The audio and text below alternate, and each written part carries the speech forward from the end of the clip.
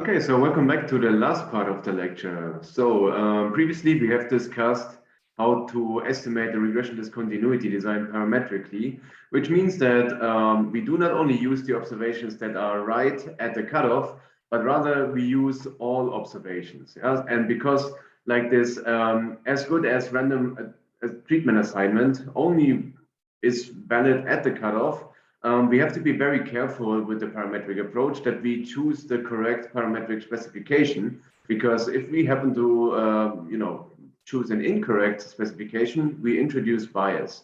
Now, the big advantage of the parametric approach was that we have a low variance, we get precise estimates, simply because we are able to use all the observations and not just those that are around the cutoff. Now, the non-parametric approach is doing it the other way around. Yeah? So kind of what we're trying to do here is that we're trying to find an interval to the left and the right of the cutoff, such that we can approximately, use a linear function. Yeah, so kind of like whatever nonlinear function you have, if you go to a small enough interval, a linear approximation is often pretty good. Yeah. So these things often appear in non-parametric regression. Yeah, so kind of like this idea of choosing an interval and kind of approximating something linear in that interval that is coming from non-parametrics. Yeah, and so this interval is in non-parametric statistics is called the bandwidth. Yeah? Now, the difficulty in non-parametrics is how to choose the bandwidth, and this would actually require a completely separate lecture. Yeah? You can kind of do a complete course on non-parametric statistics.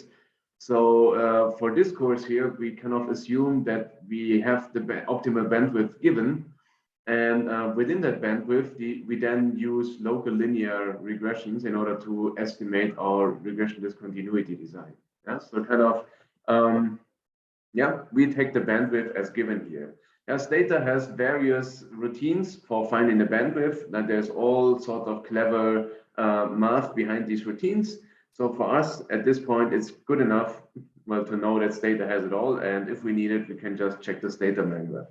Yeah, so it is important for us to have also a non-parametric approach, because as I said before, the parametric approach is can be easily violated, or it's very prone to misspecification. Yeah? So we really have to be very sure about our parametric specification, because if anything is wrong, we introduce bias. Yeah, so kind of when we do the non-parametric thing, well, again, we try to basically identify the left limit and the right limit. Yeah, so this is kind of just at the cutoff, right? So kind of like when we put x equal to c, then we are right to the left and to the right of the cutoff. And now let's again say we have the bandwidth h given. Yeah, so kind of h is the interval to the left and to the right of the cutoff, where we say kind of like these people on the left are comparable to the people on the right. Yeah. So if we go further away, then this assumption gets less and less plausible, but h is our optimal bandwidth, and we say that within this we can fit linear regressions, and that gives us a good idea about our regression discontinuity. Yeah, so kind of this is precisely what we do. We simply fit a linear regression here to both sides of the cutoff. Yeah, so kind of, for instance, here we are to the left of the cutoff, yeah, and here we are to the right of the cutoff. Yeah, we just fix, we basically calculate two linear regressions, one on each side, yeah? And we can allow for different slopes and different cutoffs, of course. Yeah? So kind of what we have done here is, as you can see, we take x minus c, which means that we center the forcing variable around the cutoff value. And this means that the jump that we see is actually the differences in the alphas. Yeah, so kind of here's the alpha that we get from the regression to the left, yeah, right at the cutoff. And here's the alpha that we get when we kind of come from the other side. Yeah? And the average treatment effect is then simply estimated by this difference. Yeah? Also notice, again, what I said before is that we can allow for different slopes. So kind of to the left, the regression may look like this. and from the right, the regression may look like this, completely like much deeper, for instance. But we are only interested kind of in the values of the intercepts, kind of like where this regression hits the value of the cutoff versus where this regression hits the value of the cutoff. And the difference is then an estimate of the average treatment effect. So, and that's the basic idea. If you want to, we can write the same thing. We can do the same thing, just estimating in a single regression. So kind of here you just have to stare at it long enough. We kind of introduce this treatment dummy here. TI is again, that's kind of whether it's treated or not, right? And if we want to kind of allow for different slopes, we have to do this thing here. So kind of what you see here is that we simply have an interaction term with this treatment. And the advantage of this method is that, well, we only need to run one regression, and because we run a single regression, we immediately get all the estimates for coefficients and all the standard errors. So again, what I say about the slopes of the regression lines, these differ from the left to the right because we have this interaction term here. Now, the last remark is basically saying you should always allow for different slopes on the left and the right of the cutoff. So kind of if you assume that the slopes are the same, which sometimes is actually reasonable in some instances, you should still, when you run the regression, include this interaction term, because otherwise the regression will implicitly use data from the left of the cutoff to estimate the regression on the right of the cutoff. And you should keep those populations really separate. So kind of this is the control, this is the treatment, and they should not mix, they should not interfere with each other. Okay, so that's basically this remark. At incorporates we did before, and we go now to what we call the fuzzy regression discontinuity design. So before we talked about the sharp RDD, and now it's about the fuzzy RDD.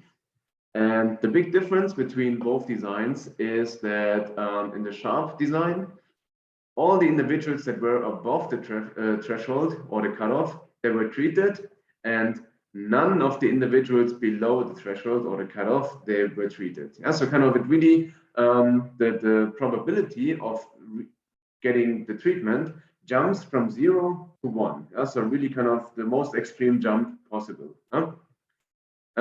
Here in the fuzzy design, we do not necessarily impose that assumption. So for instance, there can be a certain part of the population that gets the treatment. Let's say the probability is 0.2, but after the threshold, the probability jumps to 0.6, for instance. So kind of, it's not a jump from 0 to 1 in the treatment assignment, but rather something less.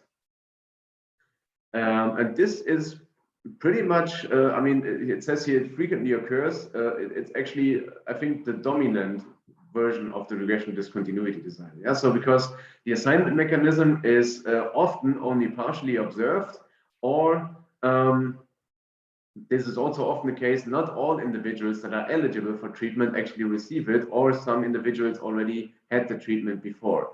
And as often in causal analysis, we have to kind of differentiate between different groups. So for instance, here we say there's never takers. Those are the people that never get the treatment. Doesn't matter what kind of value of the forcing variable they have, they never receive the treatment. Then there's always takers. Again, it doesn't matter what value X takes. These people always have the treatment. And then there's the important people. Those are the compliers. Those are the people whose behavior is actually changed by receiving treatment. And as usual in econometrics, only when there is a change, we are actually able to identify certain effects. If something never changes, if a variable never changes, we are never able to identify the effect of that variable. So kind of the compliers are really is really the subgroup that helps us identify the treatment effect. Okay, so here are a couple of examples how the regression discontinuity becomes fuzzy. So for instance, here we have like an adaptation of a previous example. So grants are given to all students that are above a cutoff, but also all students that are part of a certain minority. Yeah? So kind of here we have like the test score as before, but also that certain minorities always receive the treatment. And let's say the researcher only observes the test score, then you are in a fuzzy regression discontinuity. Yeah? So there's a certain part of the population that will be always taker. Yeah? So kind of like these people that are in a minority, they get the treatment yes or yes. Yeah? But yeah, that you don't know, right? So kind of like if only this test score was relevant, then we would be in a sharp design. But because of this additional property here, we are in a fuzzy design because there are always takers. Yeah, the probability does not jump from 0 to 1. Yeah, so a similar example is that we want to kind of award scholarships. Again, we have a test score that we observe, plus there are additional reference letters which we don't observe. Yeah? So people that get a fantastic reference letter, those are again always takers, whereas we only observe the test score. So kind of from our perspective, there is like the probability again does not jump from 0 to 1, because they're always takers, and therefore the probability may jump from 0.2 to 1 in this particular example. And then there's other examples which I think is more related to most of the published articles that you will find. Yeah, so this is an example where we have both always takers, never takers, and compliers. Yeah, so kind of we think of a library, and let's say you are above retirement age, which means that getting the library card becomes cheaper for you, right? That would be the example that at 65, for instance, you retire, and lending books in the library becomes cheaper for you. Yeah, so then compliers are the individuals that go to the library once it's cheap for them, but they would not go otherwise. Yeah?